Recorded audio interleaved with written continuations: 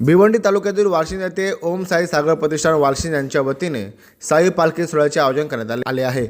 गेली अनेक वर्षापासून संतोष काशीनाथ मोगरे, शिवनाथ मोगरे त्यासोबतच मोगरे परिवाराच्या वतीने या पालखी सोहळ्याचे आयोजन करण्यात येते। यावर्षी देखील प्रचंड उत्साह या पालखी सोहळ्याच्या निमित्ताने दिसून आला। यावेळी ठाणे जिल्हा व्यापारी संघटनेचे आघाडीचे भाजपा जिल्हाध्यक्ष यशवंत सोरे यांची या पालखी सोहळ्याला विशेष अशी प्रमुख उपस्थिती होती। उपस्थित सर्व साई भक्तांचे त्यांनी अभिनंदन करत त्यांना त्यांच्या पुढील पदयात्रेसाठी शुभेच्छा व्यक्त केल्या आहेत। त्यासोबतच गेली अनेक वर्षापासून हा साई पालखी सोहळा संतोष काशीनाथ मोगरे व त्यांच्या सर्व मोगरे परिवाराच्या वतीने मोठ्या थाटामाटात जल्लोषात पार पडला जातो। यावर्षी देखील हा प्रचंड उत्साह साई भक्तांमध्ये दिसून आला। अनेक साई भक्त शिर्डीसाठी पायी पदयात्रा करत रवाना झाले आहेत। ओम साई सागर प्रतिष्ठान वाशिंद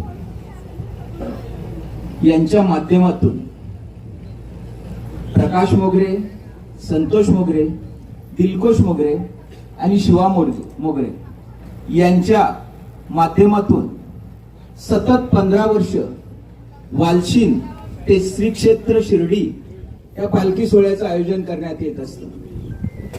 खरोखरच आपल्या परिसरासाठी एक आनंदाची अशी पर्वणी आहे, कारण मला वाटतं की 90% लोक ही साईबाबांच्या दर्शनासाठी कुठल्या ना कुठल्या माध्यमातून ही जातच असतात। आपण जर पालखी बघितली तर महाराष्ट्रात सगळ्यात जास्त पालखीचं आयोजन हे शिर्डीमध्येच होत असतं। म्हणजे खरोखरच साईबाबा हा नवसाला पावणारा देव आहे। त्यामुळे मी साईबाबांचरणी प्रार्थना करतो की ज्या परिवाराने सतत 15 वर्ष या पालखी सोहळ्याचं आयोजन केलं त्या परिवारास समाधान, समृद्धी, चांगलं आरोग्य लाभो, तसेच या परिसरातील सर्वांना चांगलं आरोग्य लाभो अशी साईबाबांचरणी प्रार्थना करतो। खरोखरच आजचा दिवस हा एक आगळा वेगळा दिवस आहे, कारण आज आपण नववर्ष साजरं करतो। आजपासून 2026 हे नववर्ष चालू होत आहे। त्यासाठी मी आपल्या सर्वांना या नवीन वर्षाच्या हार्दिक शुभेच्छा देतो। सर्वांना सुख समृद्धी, समाधान आणि चांगलं आरोग्य लाभो अशी साईबाबांचरणी प्रार्थना करतो।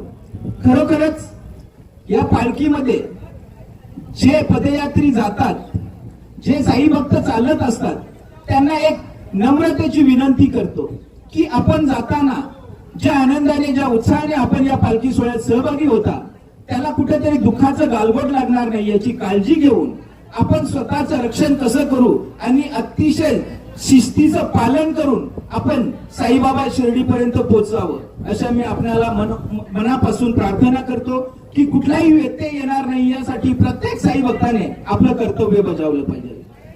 तसेच जर या परिसराचा विचार केला तर संतोष शेठ मोगरे हे उद्योग जगतात एक मोठं नाव आहे। भिवंडी तालुक्यातील सर्वात मोठं नाव असं म्हटलं तर अतिशयोक्ती होणार नाही।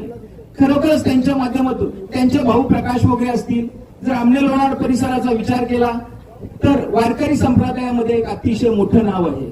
शिवा मोगरे असतील, दिलकोश मोगरे असतील, प्रत्येक जण आपापल्या व्यवसायात एक त्यांच्या परीने त्यांचं नाव लौकिक केलेलं आहे। तर अशा सर्वांच्या हातून, कारण मी नेहमी बोलत असतो की बऱ्याच जणांच्या या साईबाबांच्या पालखी जे आयोजन होतं ते बंद झालेलं आहे, पण या चारी भावांनी अविरतपणे ते चालू ठेवलेलं आहे। खरोखरच ही कौतुकास्पद गोष्ट आहे। तर त्यांच्या हातून अशीच साईबाबाची भक्ती होत राहो, त्यांच्या माध्यमातून सर्व परिसराला सुख समृद्धी, समाधान आणि आरोग्य लाभो अशी साईबाबांचरणी प्रार्थना करतो। मी पुन्हा एकदा सर्वांना नववर्षाच्या हार्दिक शुभेच्छा देतो आणि थांबतो। जय हिंद, जय महाराष्ट्र।